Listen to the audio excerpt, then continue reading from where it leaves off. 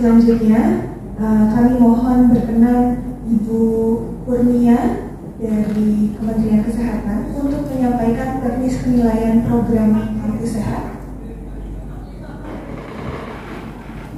Monggo Ibu, waktu dan tempat dipersilakan.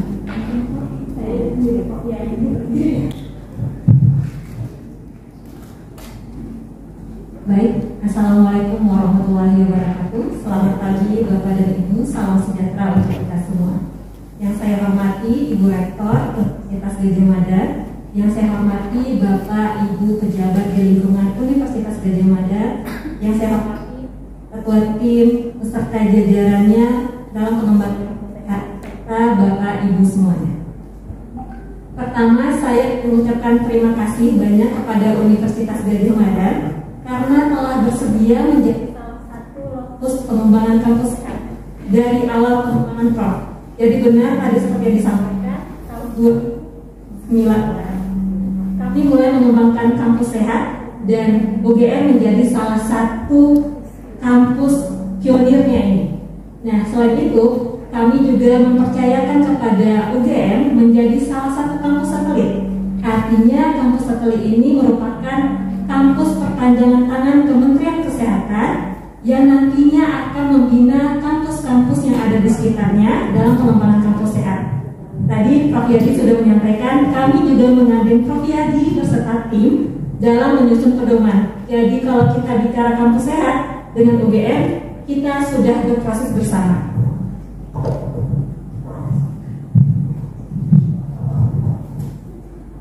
Nah, kemarin ada pertanyaan nih dari UGM, apa manfaatnya bagi UGM penilaian ini? Jujur Prof, kalau kita bicara manfaat dalam konteks formal, kemudian ada standar, ada grade-nya, untuk saat ini dalam tanda kutip kami bisa menyampaikan belum ada, karena kampus sehat ini lagi kami upayakan untuk bisa masuk menjadi salah satu poin akreditasi perguruan tinggi. Jadi ini masih dalam proses. Tetapi tentu kalau kita lihat manfaatnya secara luas, sangat bermanfaat. Sebuah kampus yang menghasilkan generasi muda, ketika kita masukkan materi kesehatan, kita budayakan pola hidup sehat, akan menciptakan generasi muda yang tidak hanya cerdas secara pemikiran, tapi tentu juga sehat secara fisik, mental, dan emosional. Nah, kalau kita bicara output dan penilaian, untuk sementara mungkin hanya akan ada deklarasi atau labeling kampus sehat di kampus-kampus yang kami nilai dari Kementerian Kesehatan. Baik, saya akan mencoba menggambarkan sedikit mengenai teknis kampus sehat. Seperti yang ada di sini, kampus sehat ini merupakan upaya kami, Kementerian Kesehatan, untuk mengintegrasikan kesehatan ke dalam lingkungan perguruan tinggi. Sebelum ada kampus sehat, kami agak susah nih menyasar kelompok yang ada di perguruan tinggi. Kami ingin meningkatkan layanan, karena perguruan tinggi biasanya sibuk orang-orangnya. Jadi susah mengakses layanan yang kami ada. Maka kami dekatkan layanan melalui kampus sehat. Nah, dengan mengintegrasikan kesehatan di lingkungan perguruan tinggi, apa yang kami harapkan? Membudayanya pola hidup sehat. Kalau kita bicara kata membudaya, artinya tidak ada lagi beban nih untuk kita melaksanakan pola hidup sehat. Tetapi pola-pola hidup sehat ini sudah melekat pada aktivitas kita sehari-hari.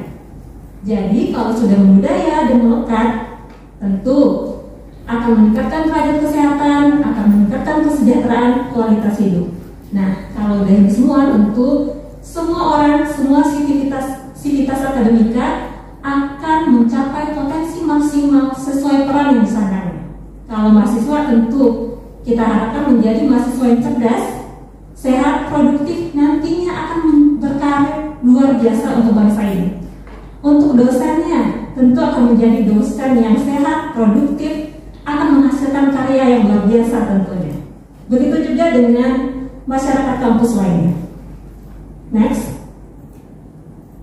Sebenarnya kami agak malu nih. Tadi Prof. Yadi menyampaikan luar biasa sekali banyak kegiatan. Makanya kami di awal udah minta sama Prof. Yadi, Prof, bisa nggak UGM kita nilai di awal nih sebagai best practice contoh kami untuk kampus-kampus lainnya.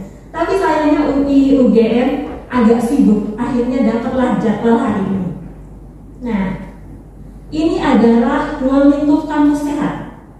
Ada tujuan yang ingin kita capai. Nah, tujuan ini kita stopkan dengan 3 pilar: kebijakan institusi, perubahan perilaku, dan layanan kesehatan. Ketiga pilar ini kita tuangkan dalam 6 kegiatan pokok. Apa saja? Tadi UGM sudah mulai menjalankan kayak ke-6-nya udah ada kayak kegiatannya. Pertama, menyediakan lingkungan sehat, aman, dan lestari. Kemudian melaksanakan pencegahan dan pengendalian penyakit. Salah satunya dengan apa? Tadi ada posbindu. Kemudian meningkatkan pemahaman terhadap PHBS, menerapkan pola makan sehat, meningkatkan aktivitas fisik, dan zero tolerance. Salah satunya adalah kawasan tanpa rokok. Next. Nah, ini dia. Kenapa kami mengembangkan kampus sehat? Kami butuh partner, kami butuh teman kolaborasi. Sebenarnya kampus sehat ini mungkin sedikit berbeda dengan HPU. Kalau HPU itu udah ada jaringan ya Prof ya, di ASEAN. Nah, kami melakukan modifikasi. Kita adopsi, kemudian kita modifikasi. Kita jadikan program nasional kita dalam konteks kampus sehat.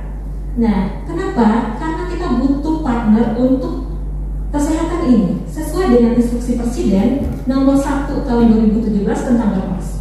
Kita butuh kolaborasi. Kami kesehatan tidak mungkin bekerja sendiri. Kami butuh partner-partner lain yang sama-sama, ayo kita sama-sama untuk memperjuangkan kesehatan, membudayakan pola hidup sehat, tentu sesuai dengan perannya masing-masing. Itu yang kami butuhkan. Next. Nah, ini sepertinya Bapak dan Ibu sudah ini. Ketika kita meluncurkan sebuah program dan kita ingin tahu apakah program ini berhasil atau tidak, tentu kita perlu melakukan evaluasi. Jadi evaluasi ini tidak hanya untuk melihat seberapa banyak kegiatan kampus sehat yang telah dilaksanakan, tetapi juga menjadi masukan bagi kami, Kementerian Kesehatan, apakah program kami ini visible untuk dilakukan. Apakah program kami ini menghasilkan output dan outcome yang kami harapkan? Makanya kami lakukan penilaian. Apakah nanti akan ada perbaikan? Apakah nanti akan ada penyempurnaan? Kita akan lihat berdasarkan hasil dari penilaian ini. Next. Nah, ini dia. Kalau kita bicara mengenai kegiatan, tentu ada input, kita olah menjadi prosesnya dalam bentuk kegiatan. Kemudian ada output yang ingin kita capai, ada outcome dan impact-nya. Output kita butuh sumber daya. Di sini sudah ada timnya, sudah jelas malah ada perwakilan dari masing-masing fakultas. Kemudian ada sarana prasarana. Tadi sudah banyak banget sarana prasarananya. Ada jogging track-nya, ada banyak hal tadi disampaikan oleh Prof Yani. Kemudian dukungan anggaran. Kemudian ada dukungan kebijakan. Ini yang kita butuhkan, sangat kita butuhkan. Karena apa? Karena banyak pola hidup sehat ini sebenarnya tidak butuh biaya, tapi kita butuh dukungan kebijakan. Seperti snack kita. Dengan adanya dukungan kebijakan dilegalkan dengan peraturan rektor, kalau ada konsumsi rampak, ayo mulai kita beralih ke menu-menu buah dan rebusan. Tentu kita juga memperhatikan menu rebusannya jangan sampai karbohidratnya terlalu tinggi. Jadi kalau bisa kombinasi, ini tidak butuh biaya, hanya butuh dukungan kebijakan. Kemudian aktivitas fisik dengan memasang video peregangan di antara sela-sela jam pelajaran, artinya kita sudah mulai itu menggerakkan mahasiswa. Mungkin dari pagi sampai sore mahasiswa itu belajar saja, duduk kebanyakan. Kalau yang ada transportasi mungkin langsung nyampe kelasnya, jadi tidak terlalu banyak bergerak. Maka kita pasanglah setiap pergantian jam pelajaran ada peregangannya dulu. Jadi ada aturannya. Jadi ketika dosen masuk ke kelas, udah pergantian jam pelajaran, dosen bantu atau komtingnya, komandan tingkatnya bantu teman-teman mahasiswanya, ayo bergerak dulu sekitar 2-3 menit. Itu adalah bentuk-bentuk sederhana yang berdampak besar nantinya untuk kesehatan. Kemudian kegiatan sesuai dengan ruang lingkup kita tadi, Impact-nya kita ingin masyarakat kampus yang hidup sehat dan berkualitas tentunya. Next. Nah, ini evaluasi. Evaluasi ada dua. Internal, mungkin internal bisa melihat apakah program ini dikembangkan sudah baik atau belum. Apalagi perlu kita lakukan optimalisasi. Nah, itu penting untuk internal. Apalagi yang perlu kita kembangkan. Nah, kami eksternal, ini tim penilaian kampus sehat pusat, Kementerian Kesehatan, nanti juga ada mungkin dari Dinas Kesehatan, ini akan menilai. Nah, tujuan akhir kami adalah dengan adanya penilaian ini, dengan instrumen yang telah kami susun, nanti ada stratifikasi. Walaupun ini kata-kata stratifikasinya kami belum dapat yang bagus sebenarnya, Prof. Masih dasar, media, dan utama. Jadi, kami menggunakan instrumen dengan metode scoring untuk menentukan kriteria stratifikasinya. Next. Nah, scoringnya itu 1-4.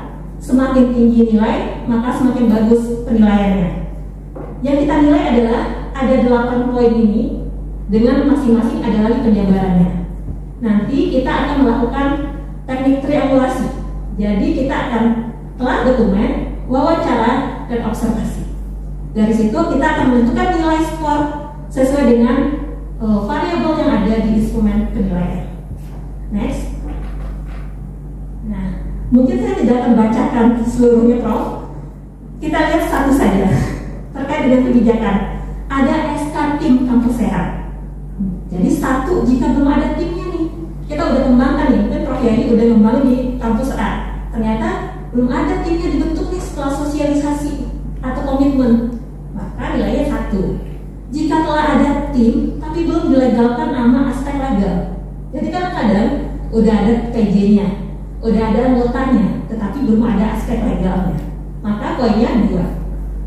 3, jika sudah ada SK tim, udah ada timnya, udah ada SK-nya.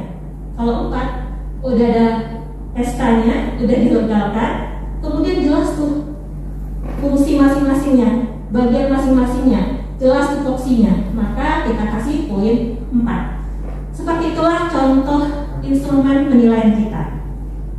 Nanti mungkin setelah ini kita akan diawali dengan observasi ya. Kemudian besok lanjut ke telah dokumen dan wawancara. Mungkin hanya itu yang bisa kami sampaikan. Semoga kami tahu penilaian hari ini pasti udah luar biasa, pasti nilainya dari paparan Prof Yadi. Semoga ini menjadi pembelajaran bagi kami dan contoh untuk kampus-kampus lainnya. Mungkin demikian. Assalamualaikum warahmatullahi wabarakatuh.